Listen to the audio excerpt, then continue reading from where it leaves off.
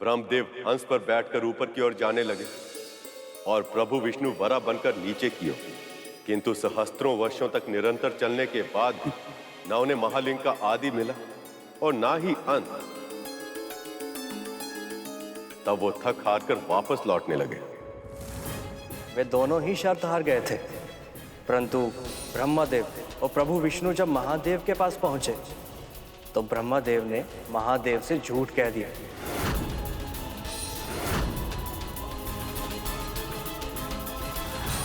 हे अज्ञा, मैंने बहुत प्रयास की किंतु तब भी मैं आपकी था नहीं पा सका।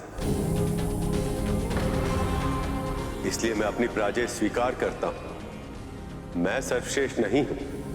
आप और मैं भिन्न नहीं हैं। आप ही में मैं है और मैं ही में आप हूं। कह तो आप ऐसे रहे हैं जैसे आप अथाह हैं, सबसे बड़े हैं, सबसे विशाल हैं, किंतु अब आप अज्ञात नहीं रहे स्तंभ। मैंने आपका प्रथम सिरा देख लिया है।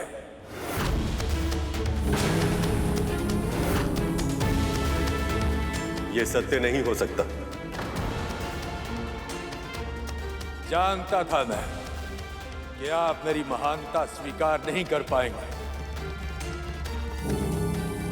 इसलिए मैं अपने साथ साक्षी लेकर आया। केतकी,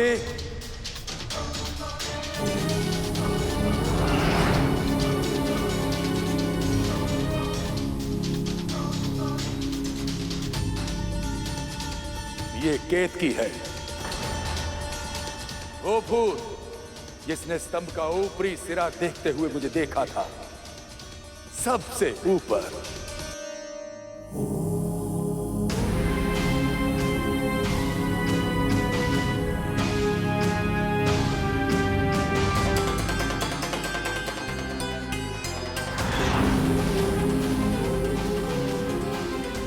इस स्तंभ का सिरा तो समझ ही नहीं आ रहा, किंतु यदि मैं हार गया मेरा तो वर्चस्व भी समाप्त हो जाएगा। मुझे ही कोई युक्ति लगानी होगी जिससे यह प्रमाणित हो सके कि मैंने स्तंभ का सिरा ढूंढ लिया। केतकी,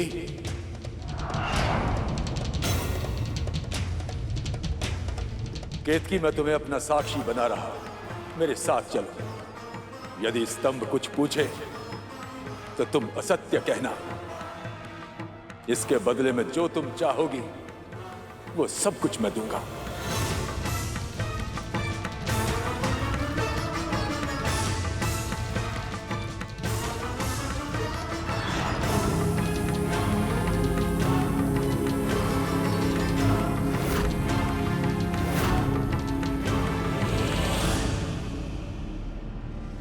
ये कैसे संभव?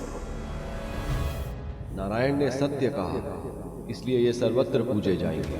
हर काल में हर स्थान पर विष्णु की पूजा की जाएगी और मेरे आराध्य भी होंगे, क्योंकि सर्वशक्तिमान होकर भी इन्होंने अपना अहंकार त्याग कर अपनी हार स्वीकार की।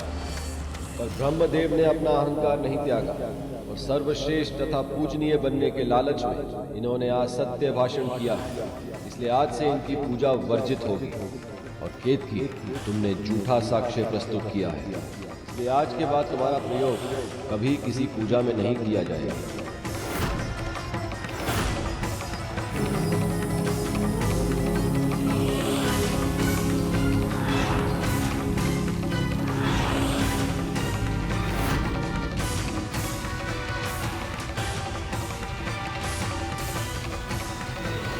प्रभु, आप कौन हैं? सबसे बड़ा हूं मैं, केवल मैं, क्योंकि मेरा ना आदि है ना अंत। मैं हूं महाशिव।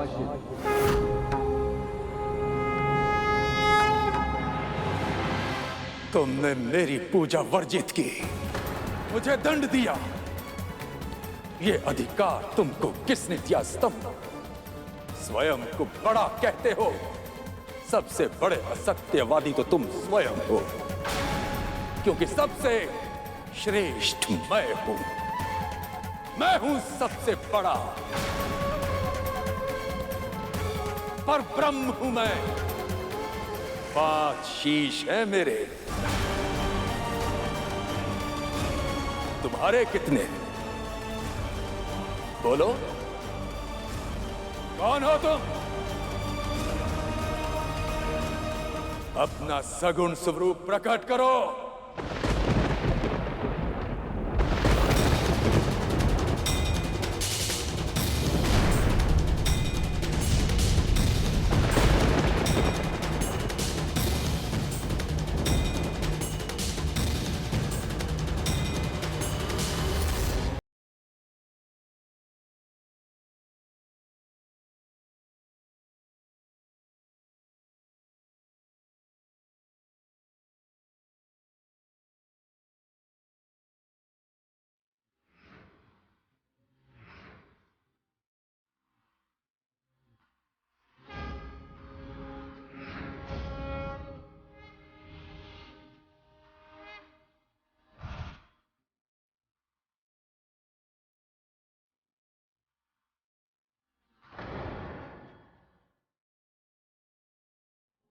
मैं हूं देवों का देव महादेव।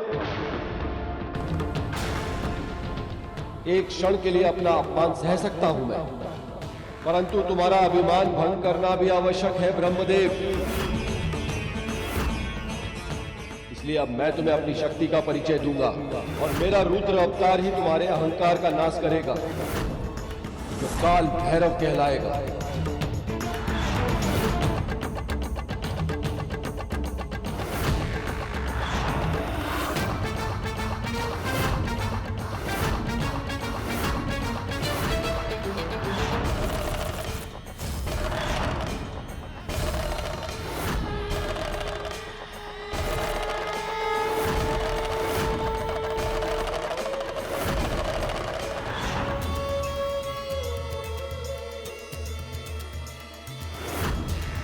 मैं हूं काल भैरव, अहंकार का भक्षण करता हूं मैं।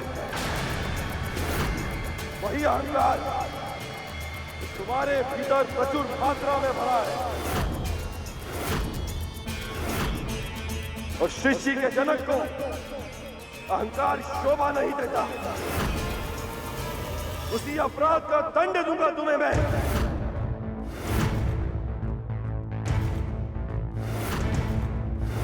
माया के वश में जब घमंड ब्रह्मा जी पे छाया था, स्वयं को श्रेष्ठ मान क्रोध शिव जी को दिलाया था।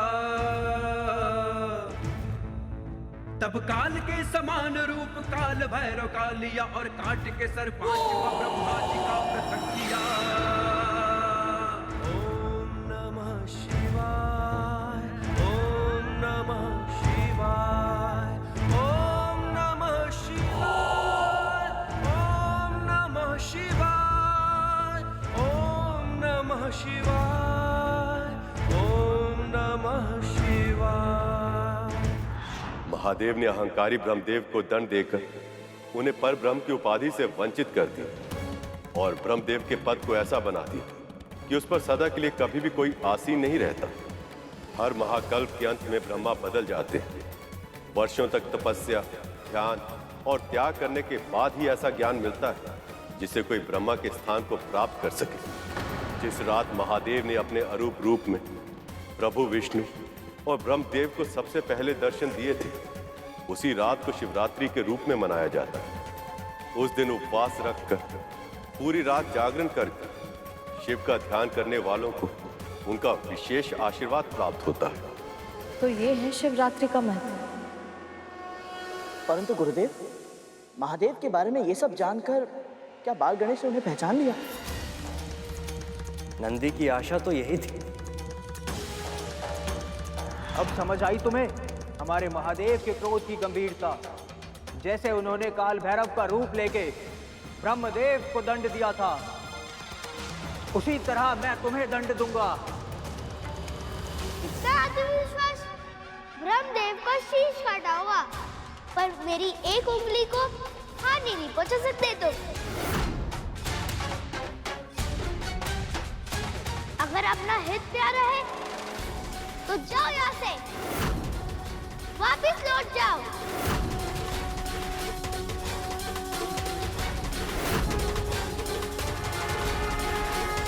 प्रभु, कल्पना करना भी कठिन है कि कोई बालक इतना मनमोहक हो सकता है। सखी के शक्ति से जन्म लिया है उसने। जितना रूपवान है उतना ही नटखट भी है। ऐसा कि जिसे एक बार देखते ही मन में स्नेह की धारा सहज ही फूट जाए। प्रभु, आप जानते हैं अपने माँ के लिए उसकी एकनिष्ठ भक्ति अतुलनीय है। कैलाश में अब कोई ऐसा होगा जो सखी की बातों को बिना कहे ही समझ जाए।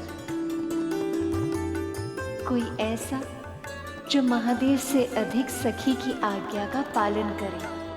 देवी, कौन किसकी आज्ञा कितनी अधिक मानता है, ये किसी प्रतियोगिता का विषय नहीं हो सकता। इससे किसी का हित नहीं होगा। पर यदि इस बालक ने अपना हट नहीं छोड़ा तो ना जाने किस समस्या को आमंत्रित कर लेगा। जो भगवान के सामने होकर उनकी महानता का वर्णन सुनने पर उन्हें पहचानने के लिए तैयार ना हो, उसका कल्याण संभव नहीं। उस बालक के कड़वे वचनों और अभिमान भरे व्यवहार से सभी गणों को भीषण क्रोध आ रहा था।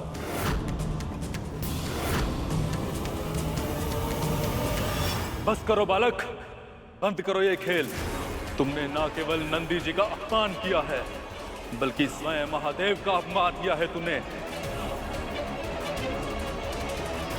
महादेव तो जगत के पिता है। वो किसी के भी पिता हो, उससे मुझे क्या। मैं उनके लिए नहीं, सारे जगत के लिए अपना वचन नहीं तोड़ूंगा।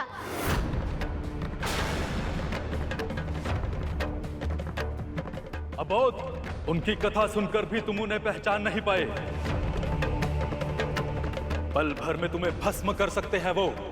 तुम निरंतर उनका अपमान किए जा रहे हो। हमारे स्वामी हैं वो। इस संपूर्ण जगत में ऐसा कौन है जो उन्हें रोकने का सामर्थ्य करे। अब तक हम तुम्हें बालक मानकर क्षमा कर रहे थे, पर अब बस। तुम सीधी तरह नहीं मानोगे तो हम तुम्हें बांध कर यहां कोने में बिठाकर अंदर चले जाएंगे।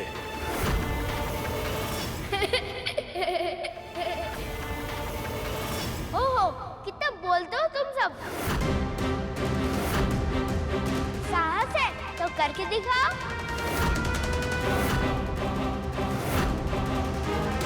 अब तुम्हें दंड देना ही होगा।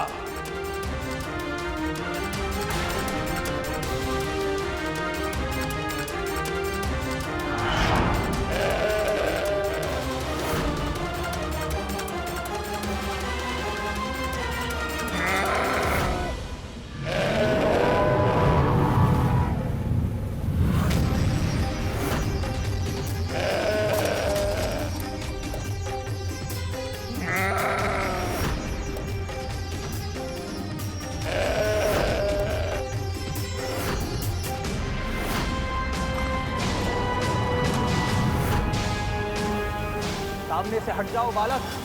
श्रृंगी की टक्कर तुम सहन नहीं कर पाओगे।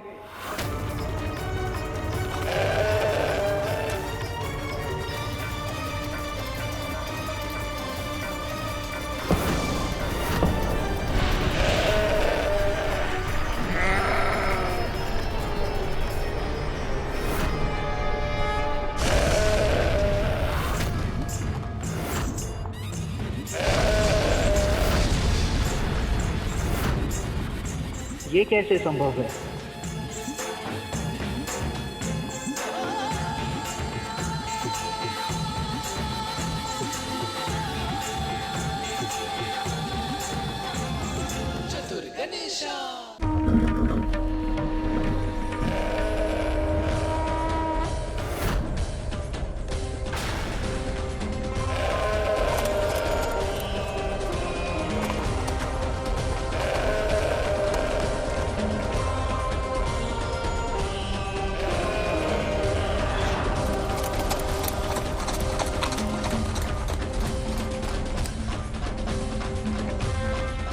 बालक तो शिवगण से ही युद्ध करने लगा।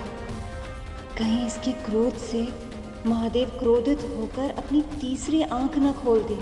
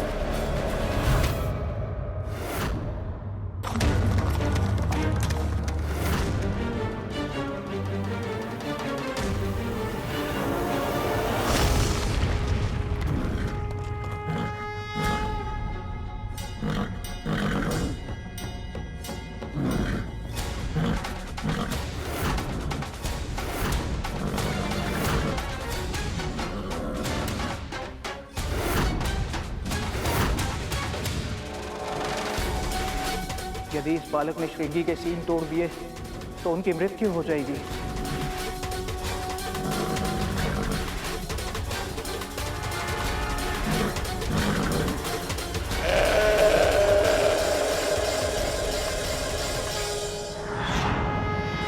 हे नारायण,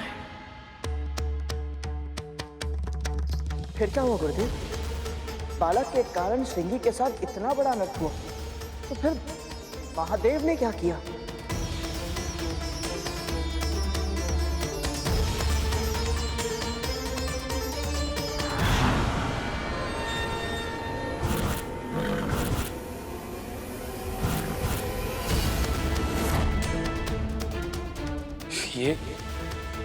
ये आभास कैसा? कुछ तो अनुचित हो रहा है। और क्या?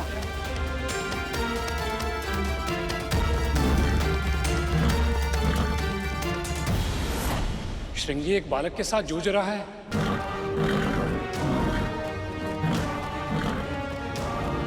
और इस बालक में तो श्रृंगी से अधिक शक्ति है।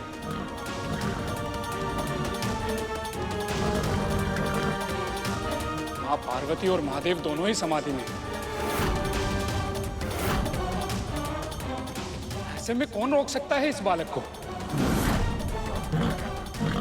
इसका तो एक ही है कि कुछ बहुत बड़ा अनर्थ होने वाला है। किसी को तो रोकना होगा इसे। नारायण नारायण नारायण नारायण। प्रभु, इस समस्या का समाधान आपको करना ही होगा, इससे पहले कि कोई अनर्थ हो जाए। आपके कहने का तात्पर्य क्या है देव ऋषि?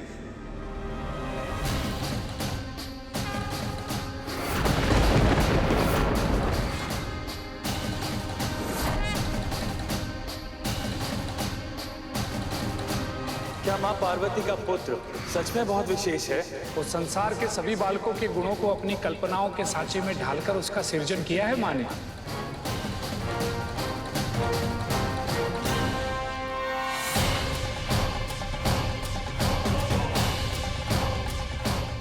श्रृंगी के प्राण उसके सींगों में होते हैं। अगर बालक ने बलपूर्वक उसके सींग को उखाड़ फेंका तो उसके प्राण चले जाएंगे, और यदि उसके प्राण चले गए तो न जाने महादेव क्रोध में आकर क्या करेंगे इस बालक का। वो इतना स्नेहशील, निर्दोष है, ऐसा कैसे कर सकता है?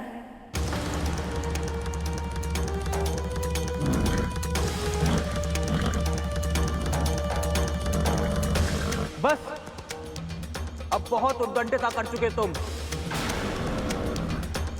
मैं तुम्हें चेतावनी देता हूं बालक, इसे क्षण श्रृंगी को छोड़ दो।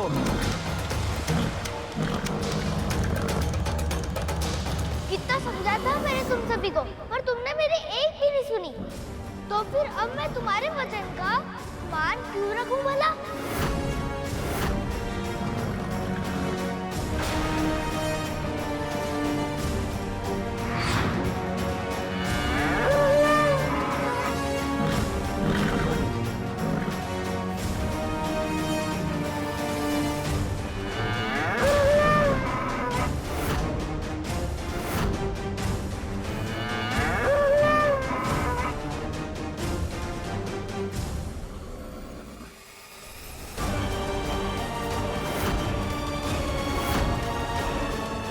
से एक साथ कैसे रहूंगा मैं?